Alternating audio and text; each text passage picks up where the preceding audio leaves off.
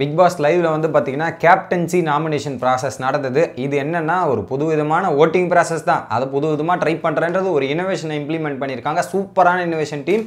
இதே மாதிரி innovation கிரியேட்டிவிட்டிலாம் implement பண்ணுங்கள்.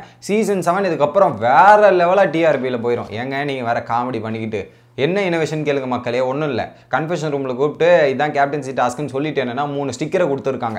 ஸோ விஷ்ணு பேரில் 3 ஸ்டிக்கர், எல்லா கண்டஸ்டன்ஸ் கிட்டையுமே அவங்கவுங்க பேரில் 3 ஸ்டிக்கர் கொடுத்துருப்பாங்க. ஸோ என்ன பண்ணோம், போய் நாமினேஷன் பண்ணோம் 3 பேர், 2 வீட்டையும் சேர்த்து நாமினேஷன் பண்ணும்போது அந்த ஸ்டிக்கரை ஒட்டிட்டு காரணத்தை சொல்லணும். இதுதான் இதுக்கு ஒரு இனோவேஷன். அவங்க நேமை சொல்கிறதுக்கு இப்போ ஸ்டிக்கர் ஓட்டணும், அவ்வளோதான் டிஃப்ரென்ஸ், வேறு எதுவுமே கிடையாது. பட் இதில் என்ன மாற்றம் ஆயிடுச்சுன்னா, ஸ்மால் பாஸ்லேருந்து ஒருத்தர், பிக் பாஸ்லேருந்து 2 பேர் அப்படின்ற கான்செப்டை ஒழிச்சிட்டு 2 டீமையும் சேர்ந்து செலக்ட் பண்ணுற மாதிரி ஒரு இது வச்சுருந்தாங்க. பட் இதில் என்னென்னா கம்ப்ளீட்டாக வந்து அவங்க பிளான் பண்ணது சக்ஸஸ் அப்படின்றதான் சொல்லணும். இதை பிளான் பண்ணி பண்ணாங்களா, பிளான் பண்ணாமல் பண்ணாங்களா, நான் மணி வரக்கூடாதுன்றது தெளிவாக இருந்தாங்க. அதுதான் நடந்தது என்னை பொறுத்தவரையும் நான் பார்க்கும்போது. ஸோ கிட்டத்தட்ட பார்த்தீங்கன்னா ஒருத்தர் 3 பேரை சொல்லலாமா. தினேஷ் வந்து மணி, ஜோவிகா, நிக்சனை சொல்லிட்டாரு. ஸோ அவர் நிக்சனை ஏன் செலக்ட் பண்ணாருன்னு பார்த்தீங்கன்னா விஷ்ணு வரக்கூடாது, நிக்சனை செலக்ட் பண்ணது விஷ்ணு வரக்கூடாது அப்படின்றதுக்காக செலக்ட் பண்ணாங்க. ஓவராலாக பார்த்தீங்கன்னா கணக்குப்படி பார்த்தீங்கன்னா அர்ச்சனா 4 ஓட்டுகள் கேப்டன்சியில், விக்ரம் 2 ஓட்டுகள், கூல் சுரேஷ் 2 ஓட்டு, விஷ்ணு 8 ஓட்டு, மணி 7 ஓட்டு, ஜோவிகா 8, நிக்சன் 8, மாயா 2, விசித்ரா 1. இதில் மாயாவுக்கு ஓட்டு போட்டு விசித்ரா சொன்ன ரீசன் தான் அல்டிமேட். மாயா போன வாட்டி கேப்டனாக நிறைய எக்ஸ்பெக்டேஷன் இருந்தது, அதனால் இதுவாயிடுச்சு. பட் இந்த வாட்டி அதெல்லாம் ப்ரூவ் பண்ணுறதுக்கான டைம்ன்ற மாதிரி ஓட்டு போகிறாங்க. அங்கே வேறு மாதிரி பேசினாங்க, இங்கே ஒரு விஷயமா வந்து சொல்கிறாங்க. விசித்ரா மேம் எப்படி தான் இருக்கீங்கன்னு எனக்கு புரிஞ்சிக்க முடியல, சத்தியமாக எனக்கு புரிஞ்சிக்க முடியல அப்படின்ற மாதிரி தான் இருக்குது. ஸோ இதில் வேற அர்ச்சனாக்கு 4 ஓட்டு. அர்ச்சனாக்கு என்ன ரீசன் கேளுங்க, அவள் எல்லாருக்கிட்டையும் மிங்கிள் ஆகிறதுக்கு கேப்டனான தான் தெரியும் அப்படின்ற மாதிரி அர்ச்சனாக்கு. விக்ரம் போன வாட்டி கேப்டன்சி பண்ண தப்ப இந்த வாட்டி திருத்திக்கணும் அப்படின்றதுக்காகவும். அடுத்து கூல் சுரேஷ், அது ஒரு ஃபன்னி மேட்டர், அதை விட்டுருங்க. விஷ்ணு வந்து அவர் கேப்டனாக டாஸ்க்லாம் சூப்பராக இன்வால்மெண்ட் இருக்காரு, கேப்டனாக நிறைய இன்வால்மெண்ட்லாம் கொடுப்பாரு, அதனால் நாங்கள் விஷ்ணு ஆக்குறோன்னு 8 பேர் போட்டிருந்தாங்க. ஜோவிகா பொறுத்தவரையும் எல்லாமே ஆர்கனைஸ்டாக பண்ணுறா, ஃபுட்டுலேருந்து எல்லாமே சூப்பராக ஆர்கனைஸ்டு பண்ணுறா, அதனால் ஜோவிகாவுக்கு 8 ஓட்டு. அடுத்து நிக்சன் வந்து கேப்டனாக வந்து புது விதமாக ட்ரை பண்ணுவான், இதெல்லாம் பண்ணுவான். அதுவும் நேற்று நடந்த ஒரு நாள் கேப்டன்சியே சூப்பராக பண்ணாருன்ற மாதிரி பூர்ணிமா ஓட்டு போட்டாங்க பாருங்க மக்களே. நேற்று என்ன பண்ணார் கேப்டன்சியாக எனக்கு தெரியல, அந்த ஒரு நாளே இம்ப்ரெசிவாக இருந்தார் அப்படின்ற மாதிரி பூர்ணிமா ஓட்டு போட்டதெல்லாம் ஏற்றுக்கவே முடியாத ரீசன்களில் ஏற்றுக்க முடியாத ரீசன் இந்த மாதிரி விஷயங்கள். இது போட்டு பார்த்தீங்கன்னா விஷ்ணுக்கு 8, ஜோவிக்கு 8, ஒரு பக்கம் மணிச்சந்திரா 8, இந்த 3 பேர் 8 வாக்குகள் வாங்கி ஸோ அவங்க கேப்டன்சிக்கு இதுவாயிட்டாங்க. பட் இதில் எவ்வளோ தந்திரமாக ப்ளே பண்ணாங்கன்னு பார்த்தீங்கன்னா, ஃபஸ்ட்டு இந்த பிக் பாஸ் வீட்டில் இருக்கவங்க சைடில் எல்லாருமே வந்து ஓட்டு போட வெஸ்ட்டு, கடைசியாக அந்த ஸ்மால் பாஸில் இருக்கவங்களாம் ஓட்டு போட்டு அந்த ஓட்டை கால்குலேட் பண்ணி அதுக்கேற்ற மாதிரி ஓட்டு போட்டு அவங்க 3 பேரை வர வச்சிட்டாங்க. ஸோ அதில் கூல் சுரேஷ் கடைசியாக போடலான்றதுக்காக ரொம்ப நேரம் வெயிட் பண்ணிட்டு இருந்தார். என்னதான் வெயிட் பண்ணாலும் அவருடைய வெயிட்டிங் வேஸ்ட்டாக போச்சு. நடுவில் எழுந்து போய் போடுங்கன்ற மாதிரி கூல் சுரேஷை நடுவில் போட வச்சாங்க.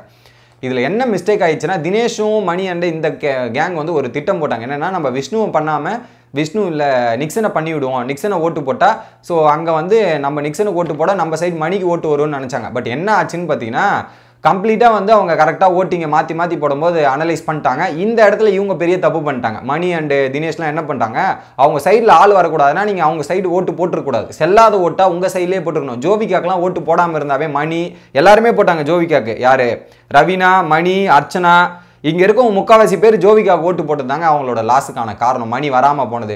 தினேஷ் ஓட்டு போட்டார், அர்ச்சனா போட்டார், மணி போட்டார், அதுக்கப்புறம் பார்த்தீங்கன்னா ரவீனா, எல்லாருமே ஜோவிகாவுக்கு ஓட்டு போட்டு அங்கே நிற்க வச்சதால மணி அடி வாங்கிட்டார். ஜோவிகாவுக்கு ஓட்டு போடாமல் இருந்தால் மணி வரதுக்கான வாய்ப்பு இருந்திருக்கும். இந்த ஒரு விஷயம் தப்பு பண்ணிட்டாங்க. நம்ம வரணும்னா அதுக்கேற்ற மாதிரி கேம் இல்லாமல் ஓட்டிங் ப்ராசஸ். பட் எனக்கு என்ன புரியலன்னா, இது பெஸ்ட் பெர்ஃபார்மரை பேஸ் பண்ணி இந்த ஓட்டிங் செலெக்ஷன் நடக்குதா, இல்லை வீட்டு வேலைகள் செஞ்சாவே போதுமா, டாஸ்க் பெர்ஃபார்ம் பண்ணலன்னா போதுமா? ஜோவிகா பொறுத்த வரையும் டாஸ்க்கில் ஒரு டாஸ்க் போயிடலானாங்க, ஒரு டாஸ்க் ஜெயிச்சாங்க, ஒரு டாஸ்க் தோத்தாங்க, ஓகேங்களா. அதை தவிர்த்து பார்த்தீங்கன்னா ஃபுல்லாக கிச்சனில் இருக்காங்களே தவிர அந்தளவுக்கு ஒரு பெருசாக இண்டிவிஜுவலாக பார்த்த ஜோவிகாவும் இப்போ பார்க்குற ஜோவிகாவும் கம்ப்ளீட்டாக டிஃப்ரெண்ட்டாக இருக்காங்க. ஆனால் எல்லாரும் ஜோவிகா அப்படின்ற நேமை சொல்கிறதே என்னால் ஏற்றுக்கப்பட முடியலங்க. ஏன்னா வாரம் அந்த பொண்ணு ட்ரை பண்ணுதுன்றதுக்காக கொடுக்கணும்னு அவசியம் இல்லையே. அதுக்கேற்ற மாதிரி எக்ஸாக்டான ரீசனை சொல்லுங்கள், நல்ல பர்ஃபார்மன்ஸை எடுத்து செலக்ட் பண்ணுங்கள். அப்படின்னு பார்த்தீங்கன்னா எனக்கு டிசர்விங் கேண்டிடேட் மணி, நிக்சன் மற்றும் விஷ்ணு தாங்க. இந்த 3 பேர் தான் எனக்கு டிசர்விங் கேண்டிடேட்டாக படுதே தவிர வேறு யாருமே எனக்கு டிசர்விங் கேண்டிடேட்டாக படலை. பட் இதில் ஜோவிகா பேர் அவளுக்கு கொடுக்கணுன்றதுக்காக எல்லாரும் பிளான் பண்ணி கொடுத்தா மாதிரி தான் நான் நினைக்கிறேன், ஓகேங்களா. இந்த ஒரு விஷயத்தை நான் பார்க்குறேன். பட் எனிவே ஜோவிகா ஜெயிக்க போகிறதில்ல, நிக்சன் ஆர் விஷ்ணு தான் ஜெயிக்க போகிறாங்கன்றது நம்மளால் பார்க்க முடியுது. இந்த ஒரு விஷயம் இது நடந்த உடனே பார்த்தீங்கன்னா அங்கே ஒரு கன்ஃபியூஷன் நடக்குது பிக் பாஸ் வீட்டில். என்னென்னா யார் கேப்டன் ஆவாங்க, நிக்சனா இதுவா அப்படின்னும் போது பச்சை மண்டை ஆனால் நல்லாயிருக்கும், எல்லாரும் வந்து விஷ்ணு கேப்டன் ஆனால் நல்லாயிருக்கும், அவன் வந்தால் ஃபேவர் பண்ண மாட்டான், 2 சைடுமே ஈக்குவலாக ட்ரீட் பண்ணுவார், அதுக்கேற்ற மாதிரி கேப்டன் விளையாடுவார் அப்படின்ற மாதிரி ஒரு பக்கம் பேசிகிட்டு இருக்காங்க. இன்னொரு பக்கம் தினேஷ் என்னென்னா ஆங்கர் மேனேஜ்மெண்ட் தானே என்ன சொன்னார், கேப்டன் ஆகட்டும், அவருடைய ஆங்கர் எப்படி மேனேஜ் பண்ணுறாருன்றதை நான் டெஸ்டிங் பண்ணுறேன். என்ன சொன்னார்ல, அவரை வச்சு நான் எப்படி டெஸ்ட் பண்ணுறேன்ற மாதிரி தினேஷ் ஒரு பக்கம் விஷ்ணுக்கு எதிராக ஒரு இந்த திட்டத்தை ஒரு பக்கம் போட்டுட்டு இருக்காரு. இன்னொரு பக்கம் அர்ச்சனாக்கு வந்து நிக்சன் கேப்டன் ஆகக்கூடாதுங்க, அவன் கேப்டனாக கொடுத்த வாய்ப்பே ஒழுங்காக இது பண்ணல, இப்போ கேப்டன் ஆகி மட்டும் என்ன பண்ண போகிறான்றது அர்ச்சனாவோட எண்ணமாக இருக்குது. ஸோ ஓவராலாக பார்க்கும்போது மெஜாரிட்டியாக விஷ்ணு கேப்டன் ஆனால் நல்லா இருக்கும், ஃபேவரட்டிசம் பார்க்காம நியாயமாக விளையாடுவான். நிக்சன் விளையாடினா கூட அவங்க சைடு ஃபேவரட்டிசம் பார்க்கறதுக்கான வாய்ப்பு இருக்குது, அவங்க சைடை சாதகமாக பண்ணுறதுக்கான வாய்ப்பு இருக்குது. அதுக்கேற்ற மாதிரி 2 டீமாக பிரிஞ்சு விளையாடும் போது டாஸ்க் வைஸ் பார்த்தீங்கன்னா நம்ம சைடு சப்போர்ட் வராது, அவங்க சைடு சப்போர்ட் போகிறதுக்கான சான்ஸ் இருக்குது அப்படின்ற மாதிரி இங்கே ஒரு டிஸ்கஷன் நடந்துட்டு இருக்கு. ஸோ எனிவே கேப்டன்சி டாஸ்க் வந்ததுக்கப்புறம் யார் ஜெயிச்சுக்கிறாங்க யார் தோக்குறாங்க அப்படின்றது பார்ப்போம் கைஸ். உங்களோட கருத்து என்ன அப்படின்றது கமெண்ட் பண்ணுங்க.